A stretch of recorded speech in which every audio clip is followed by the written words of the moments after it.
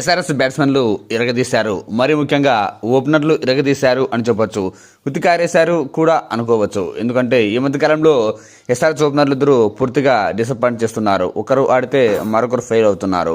ఒక్క సందర్భంలో ఇద్దరు కూడా ఫెయిల్ అవుతున్నారు. దీంతో ఆ జట్టు మొదటి మ్యాచ్లో ఓడిపోయింది. అయితే 4 రోజుల గ్యాప్లో ఎస్ఆర్ఎస్ పూర్తిగా పుంజుకుంది.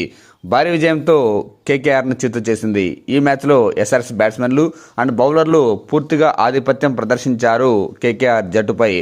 మరీ ముఖ్యంగా ఎస్ఆర్ఎస్కు ఓపెనర్లే బలమైన పునాది వేశారు. జస్ట్ పవర్ ప్లే లోపలే 84 పరుగుల భారీ ఓపెనింగ్ పార్ట్నర్షిప్ను అందించారు. Abhishek Sharma and Travis head ఇద్దరు కూడా ఒకరికి మించి ఒకరు పోటీ పడి మరీ బౌండరీలు, సిక్సర్లతో విరుచుకుపడ్డారు. అభిషేక్ శర్మ అయితే 21 బంతుల్లో 46 పరుగులు చేశాడు. 6 ఫోర్లు 3 సిక్సర్లతో.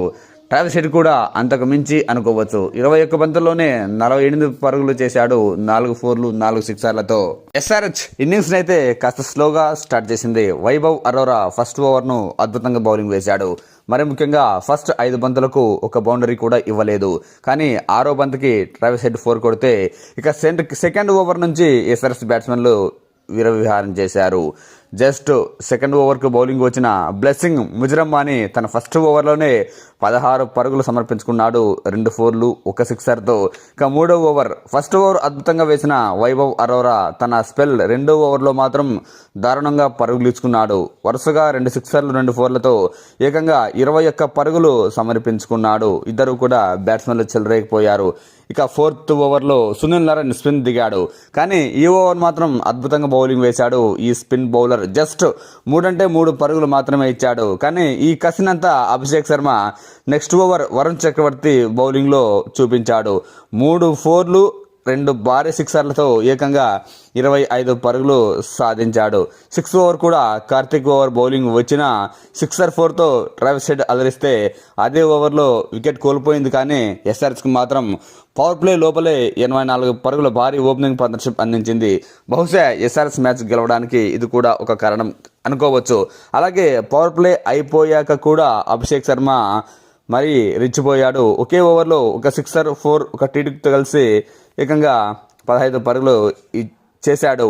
ఇలా ఎస్ఆర్ఎస్ బ్యాట్స్మెన్లు పవర్ ప్లేను ఆ తర్వాత ఫస్ట్లోనే భారీ స్కోర్ సాధించారు.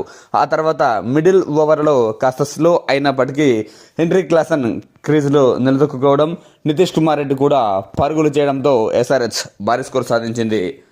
హెన్రీ క్లాసన్ కాస్త స్లోగా బ్యాటింగ్ చేశాడు అనుకోవచ్చు ఈ మ్యాచ్లో. ఎందుకంటే తన స్థాయికి 150 స్ట్రైక్ రేట్ అంటే ఇంకా బెటర్గా ఆడాల్సింది కూడా. 4 ఫోర్లు 1 సిక్సర్తో 35 బంతుల్లో 52 పరుగులు చేస్తే నితీష్ కుమార్ రెడ్డి 4 ఫోర్లు 1 సిక్సర్తో 24 బంతుల్లోనే 39 పరుగులు చేశాడు. ఇలా బ్యాట్స్మెన్లందరూ సమిష్టిగా రన్ చేయడంతో ఎస్ఆర్హెచ్ భారీ స్కోర్ సాధించింది. హెన్రీ క్లాసన్, నితీష్ కుమార్ రెడ్డి వీళ్ళిద్దరూ కూడా 5వ వికెట్కు దాదాపు 82 పరుగుల భారీ పార్ట్నర్షిప్ను అందించారు. ఇక కేకేఆర్ బౌలర్లు అయితే దారుణంగా ఫెయిల్ అయ్యారు. పరుగులు సమర్పించుకోవడంలో ఒకరికి మించి ఒకరు పోటీ పడ్డారు. వైభవ్ అరోరా 4 ఓవర్లకు 2 వికెట్లు తీసిన 47 పరుగులు సమర్పించుకుంటే బ్లెస్సింగ్ ముజరమ్మాని 4 ఓవర్లకు 41 పరుగులు ఇచ్చి 4 వికెట్లు తీశాడు. కార్తీక్ త్యాగి అండ్ సునీల్ నారాయణ్ కూడా భారీగా పరుగులు సమర్పించుకున్నాడు. ఇక వరుణ్ చక్రవర్తి పరిస్థితి అయితే మరీ ఘోరం. ఈ స్టార్ బౌలర్ కనీసం తన 4 ఓవర్ల స్పెల్ కూడా బౌలింగ్ వేయలేకపోయాడు. 2 ఓవర్లు బౌలింగ్ వేసి 31 పరుగులు ఇచ్చాడు. దీంతో 3వ ఓవర్ కూడా వేయించలేదు కేకేఆర్ కెప్టెన్. కాగా ఈ బ్యాటింగ్పై టీమిండియా మాజీ కెప్టెన్ సౌరవ్ గంగూలీ స్పందించాడు.